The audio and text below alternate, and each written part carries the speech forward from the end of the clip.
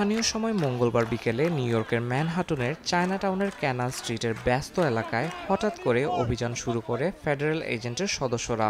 নকল পণ্য বিক্রির অভিযোগে একাধিক স্টল ঘিরে ফেলে আইন শৃঙ্খলা রক্ষাকারী বাহিনী। এতে পথচারী ও বিক্রেতাদের মধ্যে আতঙ্ক ছড়িয়ে পড়ে। এক বিক্রেতাকে আটক করা হলে দেখা দেয় তীব্র উত্তেজনা। মুহূর্তের মধ্যে বিপুল সংখ্যক মানুষ জড়ো হয়ে অভিযানে বাধা দেওয়ার চেষ্টা করে। নিরাপত্তা বাহিনীর সদস্যদের ঘিরে ফেলে স্থানীয় বাসিন্দারা। পরে নিরাপত্তা বাহিনীর অতিরিক্ত সদস্য মোতায়েন করে অভিযান অব্যাহত রাখা হয়। আইন প্রয়োগকারী সংস্থার দাবি, এই অভিযান শুধু অভিবাসন বিধি লঙ্ঘনের জন্য নয়, বরং আন্তর্জাতিক ব্র্যান্ডের নকল পণ্যের বিরুদ্ধে বড় ধরনের পদক্ষেপের অংশ। কর্তৃপক্ষ জানিয়েছে, নকল পণ্যের চক্র ভেঙে দেওয়া না পর্যন্ত অভিযান অব্যাহত থাকবে।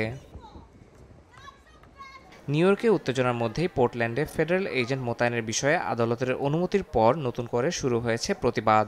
অভিবাসী বিরোধী অভিযানের প্রতিবাদে রাস্তায় নামেন শত শত মানুষ। ইয়াসিন মোহাম্মদ জিসান, সময় সংবাদ।